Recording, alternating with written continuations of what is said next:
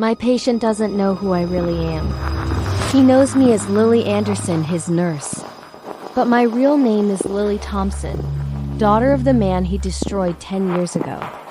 I changed everything to get here. My name, my hair, my entire life.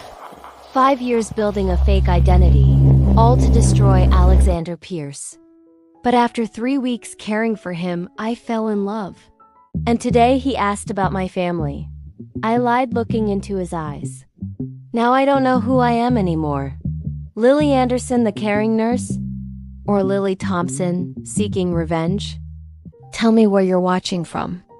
I need to know these stories reach you. Now let me tell you how I ended up living this impossible lie.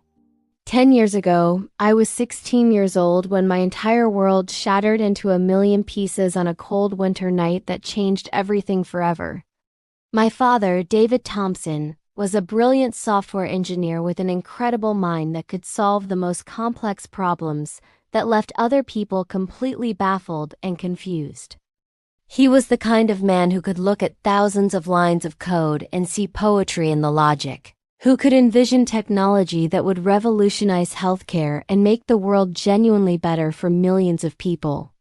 He had partnered with a young, ambitious entrepreneur named Alexander Pierce to build Pierce Technologies from absolutely nothing. Starting in a cramped, tiny office in Brooklyn with second-hand computers they'd bought from a liquidation sale, and dreams that seemed impossible, but felt within reach if they just worked hard enough. They were so much more than just business partners working together on a project. They were genuine best friends who trusted each other with everything they had, with their futures and their families. They were like brothers, spending countless endless nights working side by side in that small office, surviving on cold pizza that had been sitting out too long and cheap coffee that tasted like dirt but kept them awake and focused on their mission. They were developing revolutionary medical technology together, innovative software and algorithms that would eventually save countless lives around the world by detecting diseases earlier and more accurately. My father trusted Alexander with absolutely everything: his brilliant ideas, his innovative designs, his entire future, and the future of our family. He genuinely believed with his whole heart that they were building something truly beautiful together, something meaningful that would change healthcare forever and make both their families proud and financially secure for generations. Then everything collapsed in the most devastating way I could have ever imagined in my worst nightmares. I remember so clearly the night my father came home looking absolutely destroyed, like his soul had been ripped out of his body and crushed. His face was deathly pale, drained of all color. His hands were shaking uncontrollably like he had a fever, and his eyes held this devastating emptiness that I had never seen before in my entire life. It terrified me in a way nothing ever had, not thunderstorms or scary movies or anything else. Alexander Pierce had publicly accused him of stealing valuable company secrets and intellectual property, of attempting to sell their proprietary technology to their biggest competitors for personal profit and gain. The accusations appeared everywhere seemingly overnight, splashed across every business publication, every technology blog, every industry newsletter anyone in their field would read. Within hours, his name and his reputation were completely demolished, reduced to rubble. My father lost absolutely everything he had spent years carefully building with his own hands. His reputation in the technology industry was destroyed so completely that it could never be repaired or rebuilt, no matter what he did. His career came to an immediate and brutal end, with former colleagues and friends refusing to even return his desperate phone calls or answer his emails. People crossed the street to avoid talking to him. His partnership with Alexander was terminated with cold, brutal legal efficiency. Lawyers handling everything without any personal conversation or chance to explain. I watched him sink deeper and deeper into a dark depression every single day, unable to adequately defend himself against accusations he swore repeatedly were completely false and fabricated. He stopped eating regular meals, his clothes hanging looser on his shrinking frame. He stopped sleeping through the night, wandering the house at odd hours. He stopped engaging with me and my mother in any meaningful way, just staring blankly at walls for hours. 6 months later, drowning in unbearable shame and unable to bear the constant whispers and judgmental stares from everyone in our community anymore, he made the final, devastating, irreversible decision that would haunt me forever. He took his own life in our small garage on a cold October morning when the leaves were just starting to fall from the trees. I was the one who found him there hanging, and that horrible image has haunted my nightmares every single night since then, waking me up in cold sweats. My mother fell into a depression so profound and deep that she could barely speak coherent words for many long months afterward. She stopped eating almost entirely, her clothes hanging off her shrinking frame as she wasted away. She stopped sleeping normal hours, wandering the house at odd times like a ghost. She stopped engaging with the world or with me entirely, just staring blankly at walls for hours, not responding when I spoke to her. I was only 17 years old, just a teenager who should have been worried about homework and prom dates and college applications, but I was suddenly forced to become a responsible adult overnight to keep us from becoming homeless. I worked 3 completely different jobs simultaneously just to keep us financially afloat and prevent us from losing our home to foreclosure. I worked the early morning shift as a waitress at a busy diner from 5 in the morning until noon, serving breakfast to tired commuters who barely looked at me. Then I rushed to my afternoon shift at a retail clothing store in the mall, helping customers find outfits and processing transactions until my feet ached. I finished my exhausting days cleaning office buildings late into the night until well past midnight, emptying trash cans and vacuuming carpets while everyone else was home sleeping in warm beds. And every single night, completely exhausted physically and emotionally heartbroken, I stared at Alexander Pierce's confident, smiling face on business magazine covers in the office building break rooms, seeing the polished, successful, wealthy CEO who had completely destroyed my entire family and walked away without a single scratch or consequence or moment of remorse. That's when I made the life-changing decision that would define and consume the next entire decade of my life and shape every choice I made. I would become a nurse, strategically infiltrate the exclusive world of wealth and power where Alexander Pierce moved so easily and confidently. And when the absolutely perfect moment finally arrived, I would systematically and carefully take everything from him, piece by piece, just as methodically as he had destroyed my father. Just like he had taken everything from my father, from my grieving mother, from me and my stolen future. I would make him feel the exact same devastating loss, the same crushing shame, the same unbearable pain that had consumed and destroyed my entire family and left us in ruins. I began the meticulous process of legally changing my last name from Thompson to Anderson, carefully filling out all the necessary paperwork at the registry office and creating a completely new identity, from scratch with the help of people who knew how to do it.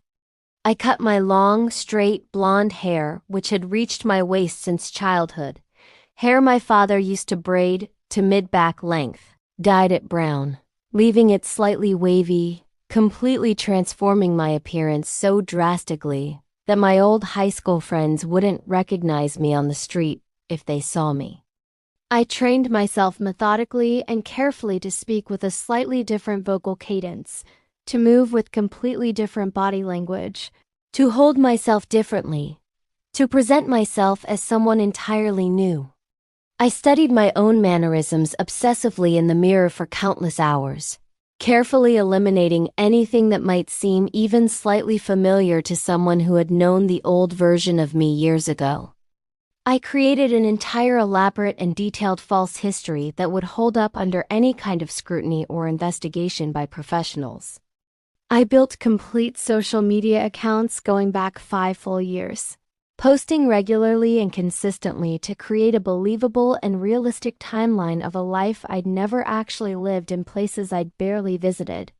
I carefully crafted fake memories and experiences, studying locations extensively that I claimed to have lived in so I could speak about them convincingly and answer specific questions about restaurants and streets. I cultivated strategic friendships with people who agreed to serve as professional references and cover for my fabricated background if anyone called to verify my employment history. I constructed a complete and detailed professional history that looked absolutely legitimate on paper, with dates and details and former employers that all aligned perfectly and checked out. I chose to specialize specifically in intensive care nursing very deliberately and strategically, knowing from careful research that's exactly where powerful and wealthy people end up when they're at their most vulnerable and exposed and dependent on others. I excelled dramatically in all my nursing studies, staying up late to study, graduating at the very top of my competitive program with honors, and strategically applied only for positions at the most prestigious hospitals in Manhattan where the elite were treated. I eventually secured a highly competitive job at Metropolitan General Hospital, the exclusive private medical facility where Manhattan's elite and wealthy receive their expensive care in luxurious private rooms. And then I waited patiently for years, working as an excellent nurse, knowing that eventually, inevitably, my carefully planned moment would come. 3 months ago, that moment finally arrived in the most dramatic and perfect way I could have imagined. Alexander Pierce was involved in a devastating, violent car accident on the West Side Highway during a torrential rainstorm that had flooded parts of the city and made driving treacherous. His luxury vehicle was struck hard by a commercial truck that ran a red light at high speed, and the impact was absolutely catastrophic and life-threatening, crumpling the side of his car. He suffered multiple severe fractures in both legs and his left arm, significant internal injuries including a ruptured spleen that required emergency surgery, and a traumatic brain injury that had his doctors genuinely worried about permanent cognitive damage and whether he'd ever be the same.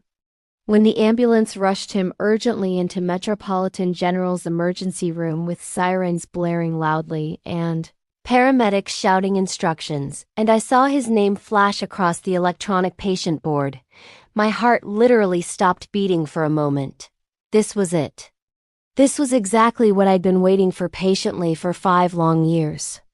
I immediately and strategically manipulated my work schedule with careful precision, trading shifts with unsuspecting colleagues and volunteering eagerly for extra overtime hours to ensure I would definitely be assigned to his case instead of another nurse.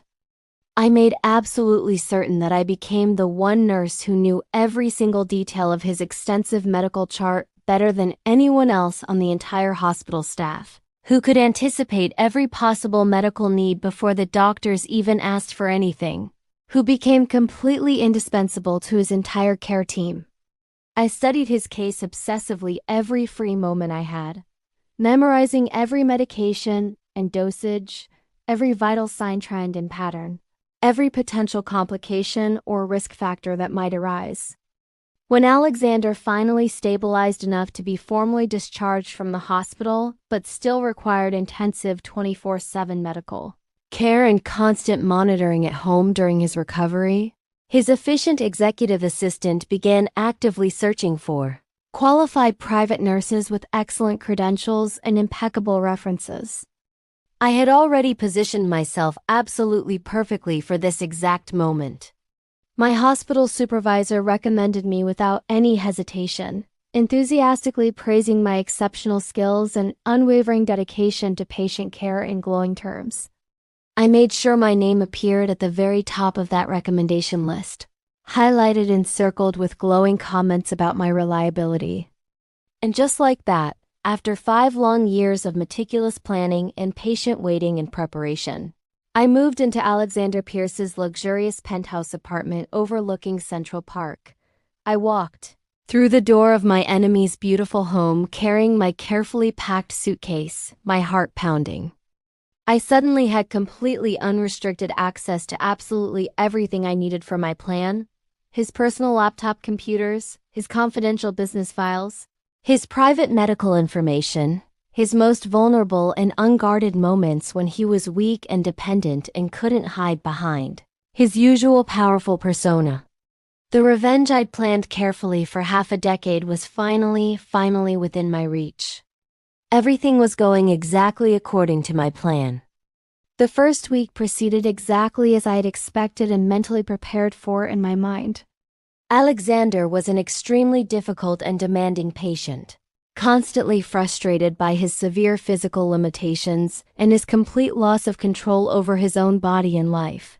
He had a very sharp tongue when intense pain flared through his healing injuries, snapping at me harshly over minor inconveniences that normally wouldn't matter to someone. He was demanding in particular when he felt helpless and weak, needing everything done in very specific ways and getting irritated when things weren't exactly perfect. This was exactly the man I had imagined clearly for years in my mind, cold and ruthless and completely self-centered and uncaring. This was the monster who had destroyed my father without any apparent remorse or second thought. But then something shifted in a way I absolutely hadn't anticipated or planned for in any of my careful schemes. One night during the second week, Alexander couldn't sleep at all because vivid, terrifying nightmares from the accident kept jolting him awake in a complete panic, screaming. I heard him crying out desperately from my room and immediately went to check on him, worried about his condition and his elevated heart rate on the monitor. I sat quietly beside his bed in the darkness, carefully monitoring his vital signs on the sophisticated medical equipment that beeped softly, and he started talking to me in the shadows. Really, genuinely, vulnerably talking in a way that caught me completely off guard and unprepared. He told me about the profound, crushing loneliness that comes with building a massive business empire from absolutely nothing with your own hands. How every single person in his life seemed to want something specific from him, whether it was his money, his influence, his powerful connections, or his famous name on a contract to legitimize their own projects. How he couldn't actually remember the last time someone had looked at him directly and seen just a regular human, being with feelings and fears rather than a wealthy CEO or a potential business opportunity to exploit for their own gain. How tremendous success had brought him everything he thought he wanted materially, the penthouse and the cars and the recognition, but had somehow left him feeling emptier and more alone than ever before in ways that money couldn't fix. I should have felt absolutely nothing at all listening to this wealthy man complain about his privileged life. This was supposed to be the heartless monster who had destroyed my father without a second thought, the villain who deserved everything I was planning to do to him and more. But sitting there in the quiet darkness of his bedroom, listening to the raw pain and genuine loneliness in his voice as he spoke about his isolation, I felt something crack inside the thick armor I'd carefully built around my heart over the past decade of nursing my hatred. For just a brief moment, I saw him as a human being rather than just a target, and that terrified me. During the second week, something happened that changed the entire dynamic between us forever. Alexander's breathing became dangerously compromised in the middle of the night around 3 a.m., his oxygen saturation levels dropping rapidly into critical territory that could cause permanent brain damage within minutes. I woke immediately to the loud alarm on his monitor blaring in the quiet apartment and sprang into focused action on pure instinct, my medical training completely taking over my body and mind. I got him repositioned carefully to open his airway, increased his oxygen flow to maximum, administered the appropriate emergency medication from his supply, and managed to stabilize him before the situation became immediately life-threatening and required calling an ambulance. I worked with focused intensity, my hands steady and sure despite my racing heart and the fear that shot through me at the thought of losing him. When Alexander woke up the next morning with sunlight streaming through the windows, his executive assistant informed him about the serious medical emergency during the night and how I had handled it competently and probably saved his life. Alexander turned his head slowly to look directly at me with an expression completely different from anything I'd seen before on his face, something softer and more genuine. Like he was really seeing me clearly for the very first time, truly registering my presence as a person rather than just hired help who existed to serve him. He said very quietly, with genuine emotion thick in his voice that made it crack, "Thank you for not giving up on me when you could have just let me go." Those simple words hit me harder than I ever expected, piercing through my carefully constructed walls. The irony of that moment was absolutely devastating when I really thought about it later alone in my room. I was supposed to let him die if given the opportunity, or at the very least not particularly care whether he lived or not, just go through the motions. But my hands had moved automatically to save him with everything I had, my training completely overriding everything else, including my supposed hatred. The nurse in me, the healer I'd worked so hard to become over years of study, couldn't let any human being suffer in front of me, not even the man I'd sworn to destroy. And that realization shook me to my core. By the third week, our conversations started becoming longer and more personal and meaningful in ways I hadn't anticipated. He began asking me genuine questions about my life, wanting to know why I had chosen to become a nurse specifically, what I dreamed about for my future, what mattered most to me in life beyond work. Every single answer I gave him was a carefully constructed lie that I'd practiced in my head, and every lie felt progressively heavier and more uncomfortable on my chest, like a physical weight. I could feel the guilt of my deception growing with each fabricated story I told, seeing his genuine interest in getting to know me. One afternoon, his assistant arrived with a large stack of old business documents for him to review and sign for some ongoing legal matter. I was organizing his medication schedule nearby at the small desk when I happened to see the name Thompson printed clearly on one of the files in bold letters. My father's name. My real last name that I'd spent 5 years desperately running from and trying to erase. I froze completely, unable to breathe, unable to move a muscle, feeling ice water flood through my veins and my vision tunnel. Alexander noticed my physical reaction immediately, his eyes sharp with concern as he watched me carefully. He asked if I was okay, if I needed to sit down for a moment before I fainted. I quickly lied and claimed I just felt suddenly dizzy, that I probably hadn't eaten enough that day with my busy schedule. He insisted firmly that I take a proper break right then, no arguments, and he even personally ordered lunch for me from his favorite expensive restaurant downtown, something far nicer than I could afford. The man I was supposed to hate with every fiber of my being was taking care of me, showing me genuine kindness and concern for my well-being, and it was destroying my carefully constructed narrative. That night, after I was absolutely certain Alexander was deeply asleep from his pain medication and wouldn't wake, I carefully went through those files he'd been reviewing earlier in his home office. I needed to see what he kept about my father after all these years.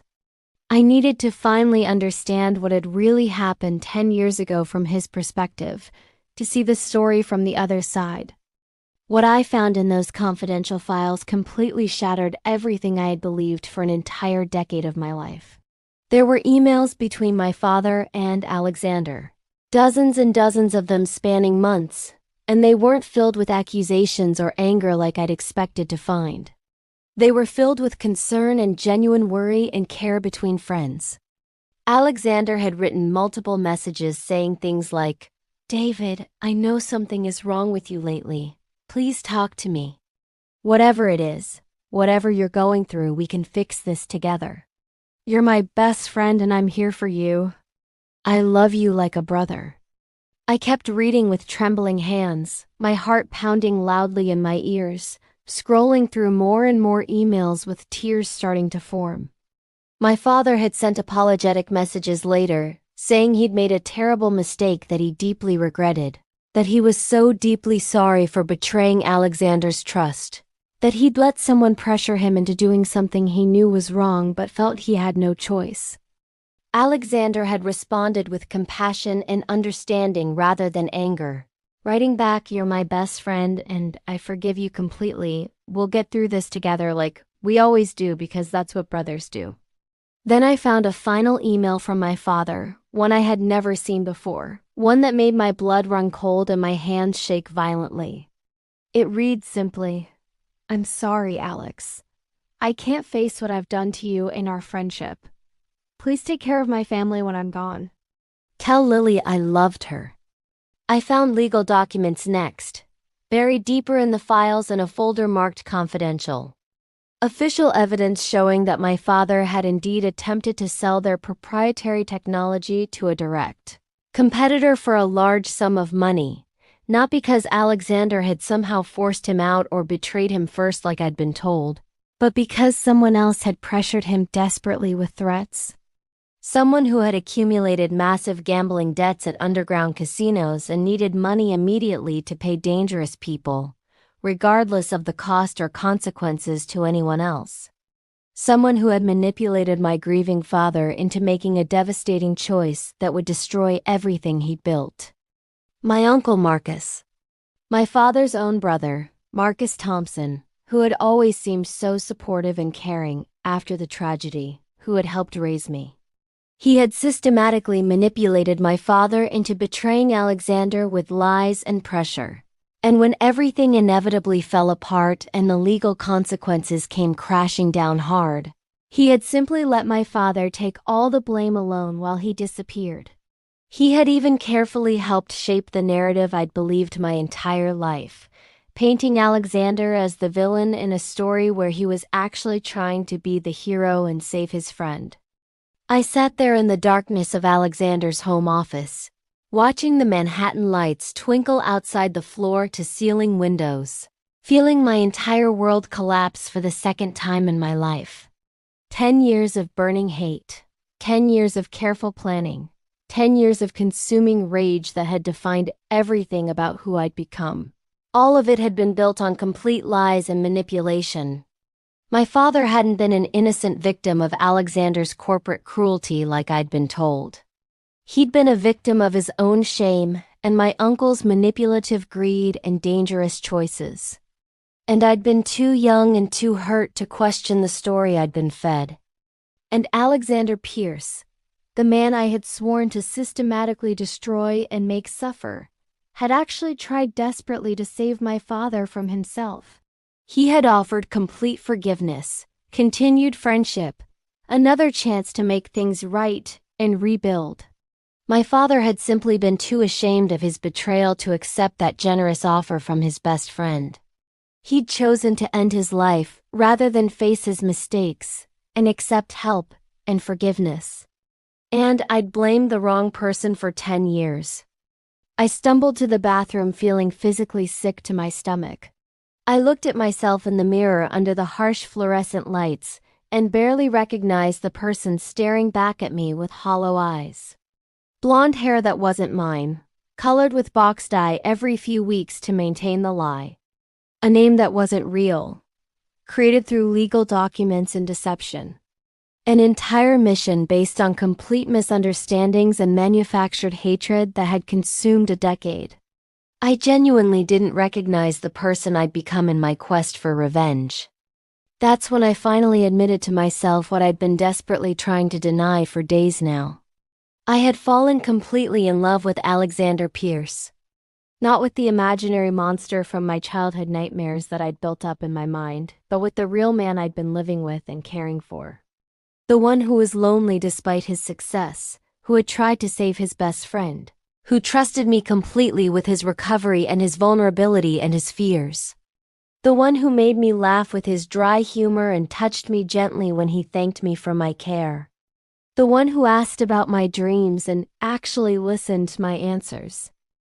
Lily tem beleza estantini, tem 26 anos, ojos castanjos quente, cabelos castanjos preso num coke baxo com medixas soltas emaldurando o rosto, USA aculas de armaca azul, USA no trabalho scrubs azul, USA chapu de enfermera azul com cruz vermelha no centro. USA cracha de identificación na frente preso no lado izquierdo do peito e estetoscopio preto em volta do pescoço na frente. Tem 165 altura. Alexander tem beleza estonteante o idêntico ao Eder Henry Cavill, tem 33 anos. Olhos intensos e penetrantes cinza. Cabelos preto perfeitamente penteados. Levissimo traco de barba por fazer. Veste impecável terno italiano cinza carvo com riscas sudas. Gravata cinza carvo. Camisa social branca impecável. Relogio suico de luxo no pulso esquerdo, tem 185 altura. Marcus tem 52 anos, 178 altura. Levemente acima do peso, desleixado, cabelos castanho escuro com muito grisalho, pouco oleoso. Ojos escuros, bigode, sorriso falso. Veste calca social azul amassada. Camisa social preta meio decebo toda. Sapatos gastos, relogio chamativo falso caro. David, tem 45 anos, 175 altura. Magro cabelos castanho com fios grisalhos nas laterais. Aquilos de grau. Sorriso amável. Aparência de nerd simpático. Veste calca jeans, camisa xadrez vinho. Sabra camiseta branca. Tennis comfortable. And I was lying to him about absolutely everything that mattered. About who I was, about why I was really there, about what I had originally planned to do to him and his company. The woman he was gradually falling for didn't actually exist anywhere except in my carefully constructed fiction. Lily Anderson was a ghost, a meticulously crafted illusion that would eventually disappear and destroy him all over again. The next morning, Alexander seemed to be in genuinely better spirits than usual, almost cheerful. His physical recovery was progressing remarkably well ahead of schedule according to his doctors. The doctors had told him he'd be able to return to work part-time within just a few weeks if he continued improving. He smiled at me warmly across the breakfast table, that rare genuine smile that made his whole face soften and his eyes crinkle, and said with real feeling in his voice, "I honestly don't know what I would have done without you these past weeks, Lily. You've been my anchor through all of this darkness. You've given me hope again." I almost told him everything right in that moment. The complete truth was balanced right on the tip of my tongue, desperate to finally come out into the open where it belonged. But then his phone rang loudly on the table, his assistant calling with urgent business matters that required his immediate attention and decision. The fragile moment passed and disappeared like smoke, and I was a coward once again, unable to be honest and face the consequences. That afternoon, something happened that changed everything and accelerated my timeline dramatically in a way I hadn't prepared for. Alexander's private investigator called his cell phone about a security matter. I could hear Alexander's side of the conversation from the next room where I was organizing medical supplies in the cabinet. The investigator had been doing routine comprehensive background checks on everyone who had access to the penthouse for security purposes, a standard protocol for someone of Alexander's wealth and public profile. I heard Alexander's voice on the phone suddenly go cold and sharp in a way I hadn't heard in weeks of caring for him and seeing him warm up. He said with controlled anger and suspicion, "What do you mean the records don't match up properly and there are gaps? That makes no sense at all. Check again more carefully and dig deeper. I need absolutely everything you can find on Lily Anderson by tomorrow morning first thing without fail. Do you understand me? This is top priority. I want to know everything." My disguise was unraveling faster than I'd feared possible. The elaborate false identity I'd spent 5 painstaking years carefully building with such attention to detail was about to collapse completely around me. I had maybe 24 hours, probably less, before Alexander would know exactly who I really was and why I was there. Before he discovered that David Thompson's daughter had been living in his home, sleeping down the hall, taking care of him intimately while secretly planning his destruction. Everything was falling apart. That night I couldn't sleep at all, lying in bed staring at the ceiling and watching shadows move across it. Eventually I gave up completely on sleep and went to sit in the spacious living room, staring out at the endless Manhattan skyline and the millions of lights spread before me like stars in the darkness. I tried desperately to decide what to do next. Should I run before he found out the truth and confronted me angrily?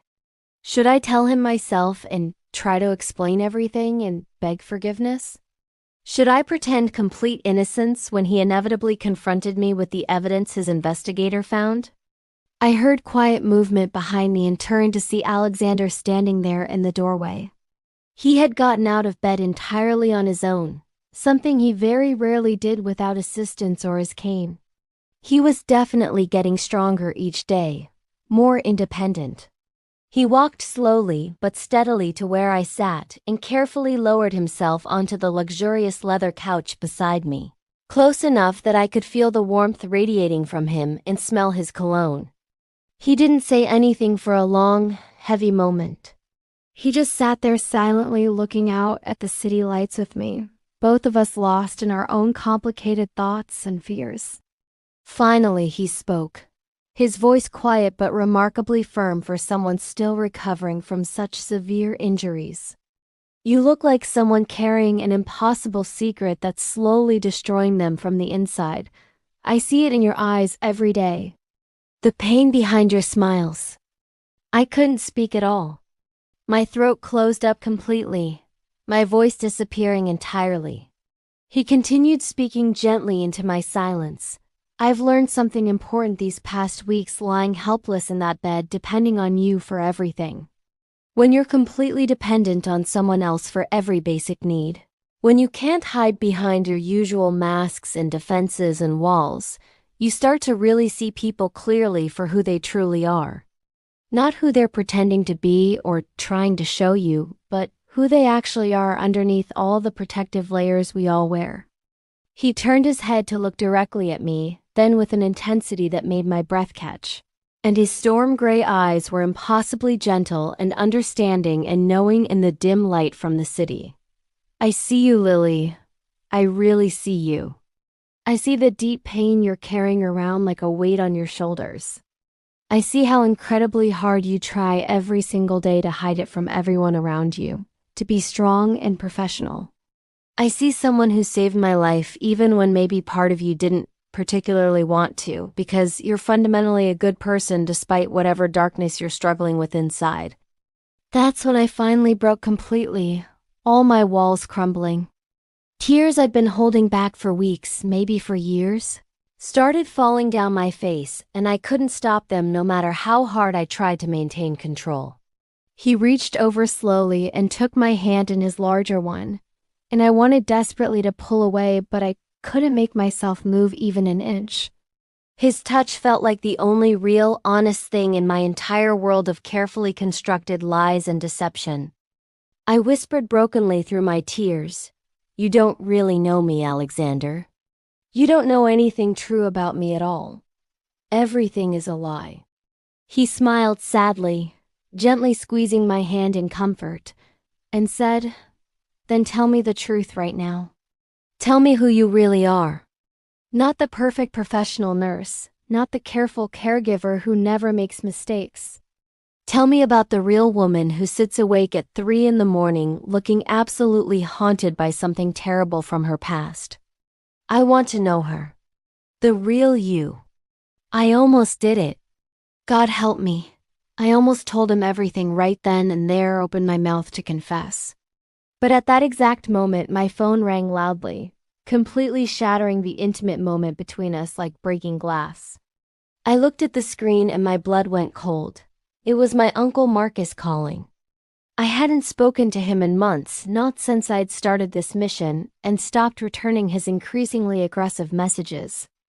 I stood up quickly and stepped away to answer in the corner, my hands visibly shaking as I held the phone. Marcus's voice came through harsh and sharp with obvious impatience and anger. He demanded aggressively to know if I'd managed to get the information he needed yet, if I'd accessed the confidential files he wanted me to steal. He said he had serious buyers lined up and waiting for Pierce Technologies' newest medical patents, and they were getting impatient and threatening to walk away from the deal and take their money elsewhere. I told him as firmly as I could manage that I wasn't doing this anymore, that I'd learned the actual truth about what really happened to my father, and everything had been a lie. Marcus laughed cruelly, a cold and ugly sound that made my skin crawl with disgust. He said dismissively with contempt, "You actually think Alexander Pierce is innocent in all this?" "Wake up, Lily. He's a ruthless businessman. They're all guilty of something. They all destroy people to get ahead. That's how the world works." Then Marcus played his final calculated card, his voice turning threatening and dangerous in a way that scared me. He said if I didn't get him exactly what he needed within 48 hours, he would call Alexander himself personally and tell him exactly who I was and what I'd been doing. He'd tell Alexander that David Thompson's daughter had been living in his home under a false identity, lying about everything, planning his total destruction. He'd make sure I lost everything and faced legal consequences. I hung up on him abruptly, my entire body trembling violently with fear and anger. When I slowly turned around, Alexander was standing right there behind me closer than I expected. I have no idea how much of that conversation he'd actually heard, but the expression on his face told me it was more than enough to understand. The gentleness from moments before had completely vanished, replaced by something cold. He asked very quietly, his voice dangerously calm and controlled, "Who was that on the phone, Lily?" I couldn't make myself answer, couldn't force any words out past my tight throat.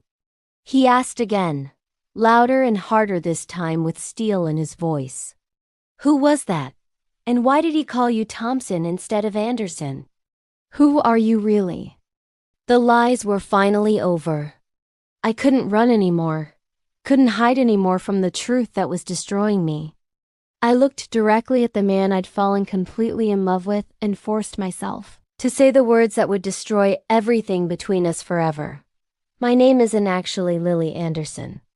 It's Lily Thompson. I'm David Thompson's daughter. I've been lying to you since the moment we met." The silence that followed felt absolutely unbearable, stretching out for what felt like hours. Alexander just stared at me like he was seeing a complete stranger standing in front of him, someone he'd never met before. Then he said slowly, processing the information, "David's daughter. That little girl. The one with the bright, curious eyes who used to draw colorful pictures in our office while we worked late. You were that little girl I remember who called me Uncle Alex." I nodded silently, unable to speak, tears streaming down my face unchecked. He continued, and his voice got progressively harder and colder with each word he spoke. "You changed your name legally. You changed your appearance dramatically. You changed everything about yourself deliberately. You got yourself assigned to my medical care specifically. All of this was meticulously planned over years. Every single moment, every conversation we've had, every time you saved my life, all of it was part of some elaborate scheme for revenge." I tried desperately to explain, the words tumbling out frantically and desperately. I told him about the story I'd believed my whole life, about thinking he'd destroyed my father intentionally and maliciously. But he held up his hand sharply, stopping me mid-sentence. His voice had turned to pure ice. "So you came here specifically to destroy me? To finish what you thought I started with your father? To take everything from me like you believed I took everything from you? Is that right?" I said desperately, panic rising in my chest like floodwater. That was before Alexander. Before I knew the real truth about everything. I found your files. I read all the emails between you. I know what actually happened now. I know my father betrayed you first and you tried to forgive him and save him. I know my uncle manipulated everything for his own gain. I know you tried to help him and he refused. Alexander laughed, but there was absolutely no humor in the sound at all. Just bitterness. He said bitingly, "And I'm supposed to just believe that? Believe that you conveniently had a sudden change of heart at just the right moment? How do I know this isn't just another layer of your game? Another manipulation. How do I know anything about you has ever been real or genuine? I told him the only truth I had left to give him, my voice breaking. I said, I fell in love with you. That part is completely real. The woman who sat with you at 3 a.m, listening to your fears, who saved your life when you stopped breathing, who listened to your loneliness and your pain, that woman was real. Lily Anderson might be fake, but what I feel for you isn't fake at all. I love you. He shook his head slowly, backing away from me like I was dangerous or diseased.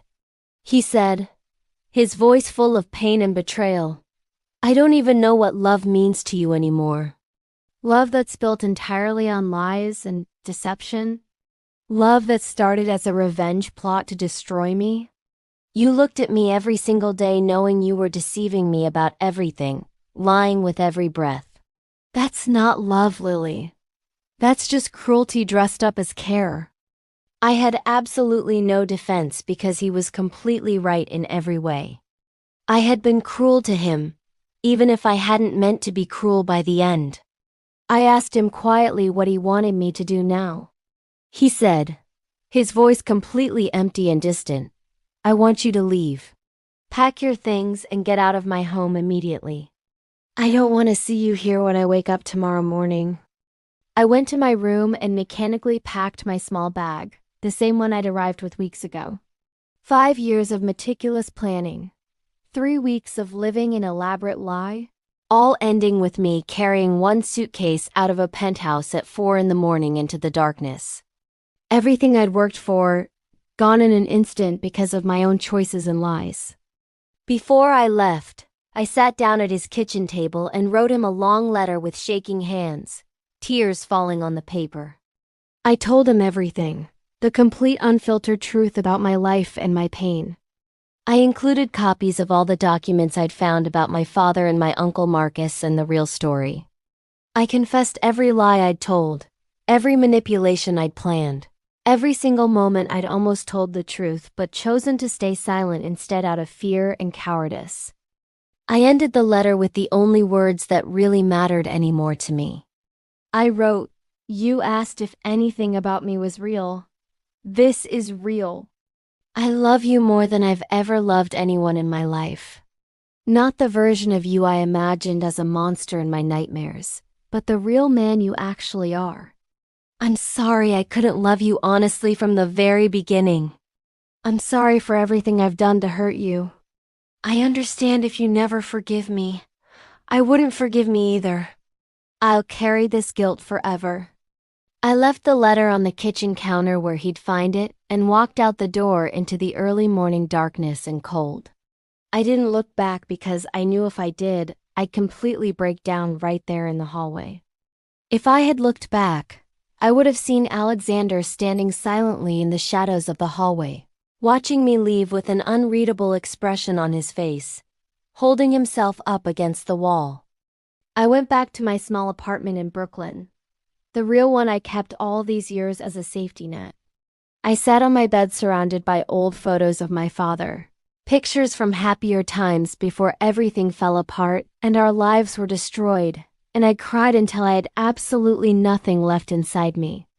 I cried for my father, for the years I'd wasted on hate, for the love I'd just lost forever, for the person I'd become. The next day I was called into the hospital director's office for an unexpected meeting. They'd received an anonymous complaint about a serious conflict of interest in my care of Alexander Pierce. They knew about my false identity and my real connection to him through my father. I was immediately suspended pending a full investigation into my professional conduct and ethics. I lost my nursing license temporarily while they investigated thoroughly. 5 years of completely legitimate work, hundreds of patients I genuinely helped and cared for with everything I had. All of it tainted by the lies I'd told to get close to one man.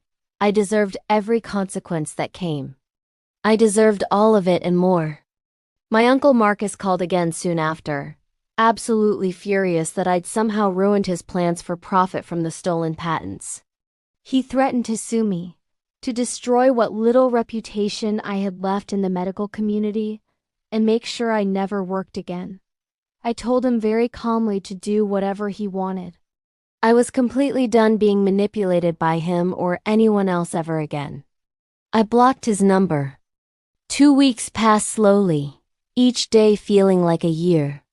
The longest, emptiest 2 weeks of my entire life. I got a job working at a small coffee shop just to pay my rent and buy food, serving lattes and pastries to people who used to be my colleagues at the hospital. Every single day I wondered if Alexander had actually read my letter, if the words had meant anything, if he'd forgiven me even a little, if he thought about me at all, or if he'd already moved on completely and forgotten I existed. Then one afternoon during a slow period, he walked into the coffee shop.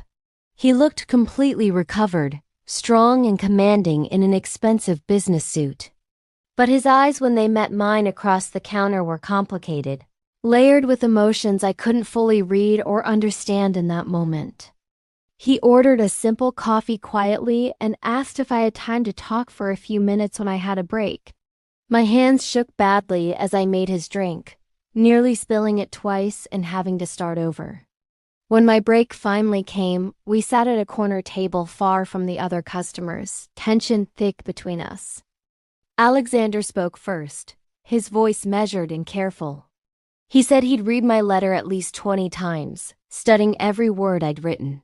He'd personally investigated everything I'd written about Marcus, about the real story of what happened with my father all those years ago.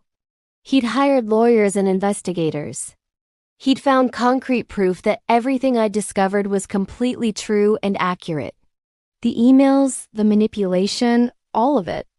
He told me he'd confronted Marcus legally through his attorneys, systematically exposed his manipulation of my father, and recovered documents that proved Marcus had engineered the entire tragedy for his own financial gain and gambling debts.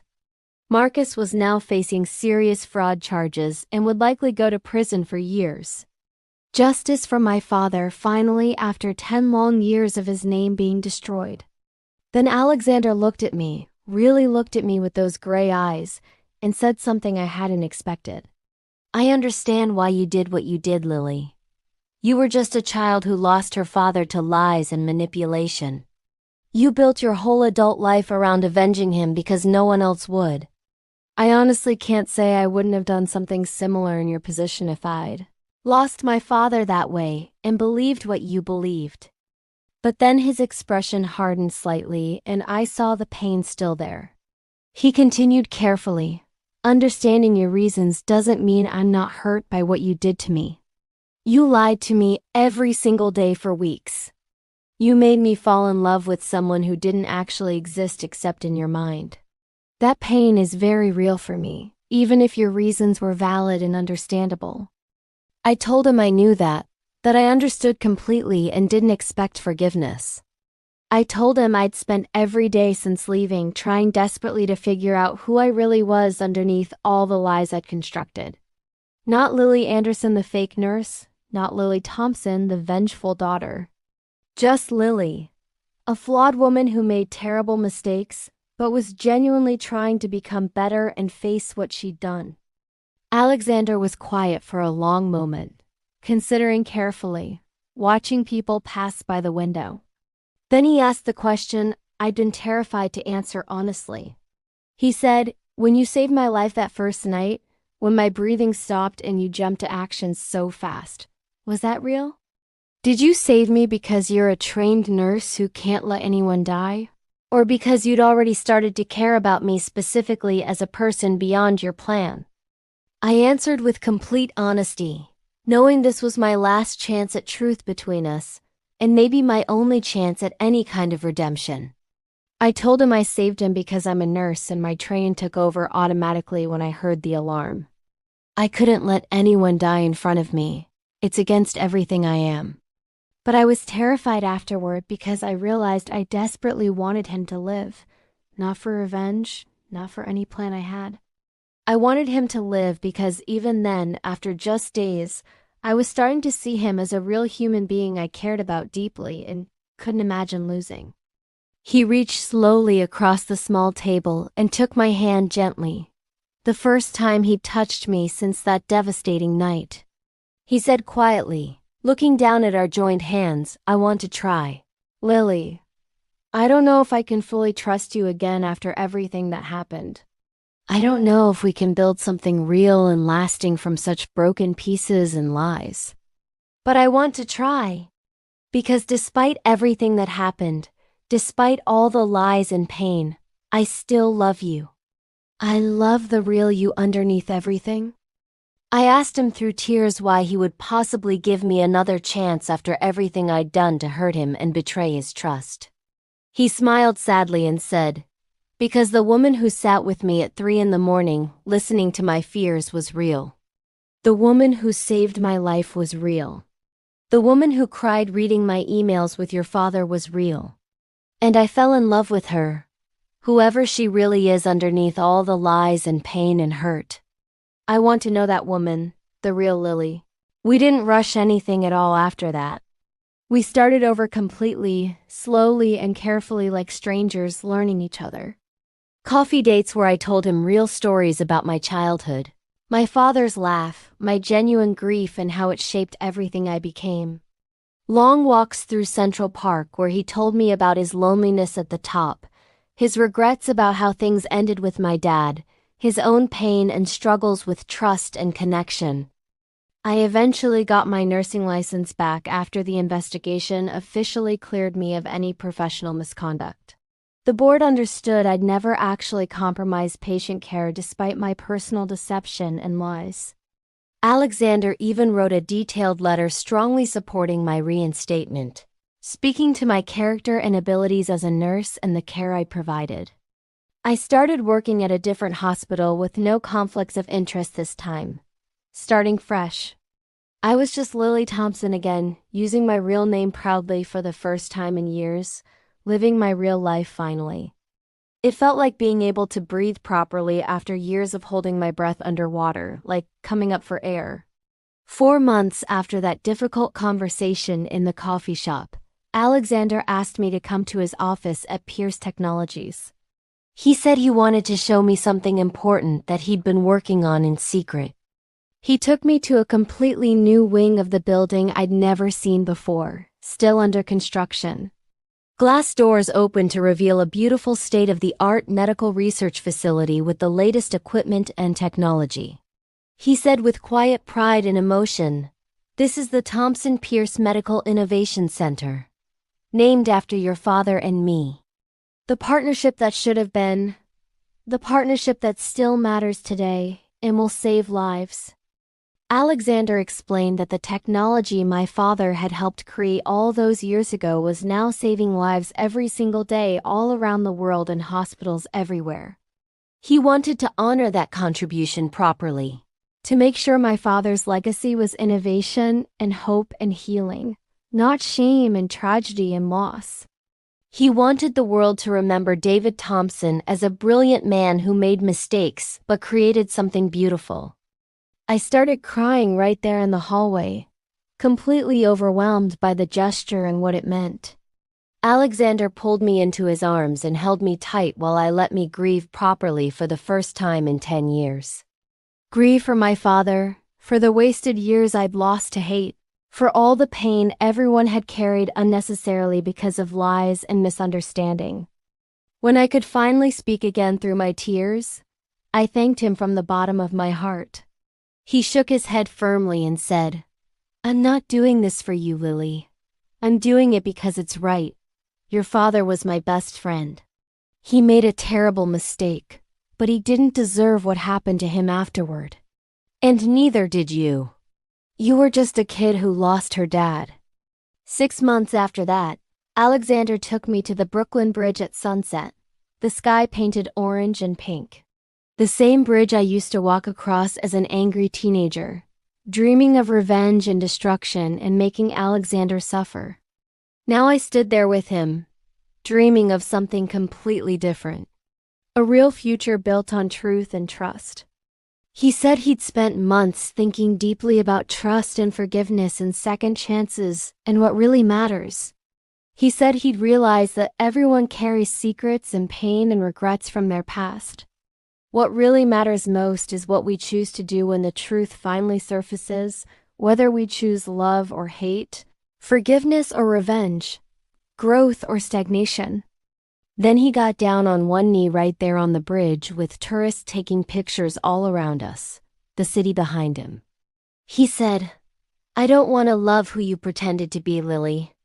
I want to love who you really are. All your broken pieces, all your mistakes, all your messy truth and scars. Will you marry me, Lily Thompson? Will you be my wife for real this time?" I said yes through tears and laughter and overwhelming emotion. Not because the story had a perfect ending, but because we'd both fought through pain and lies to find something real and honest. We'd both learned that love isn't about perfection or never making mistakes.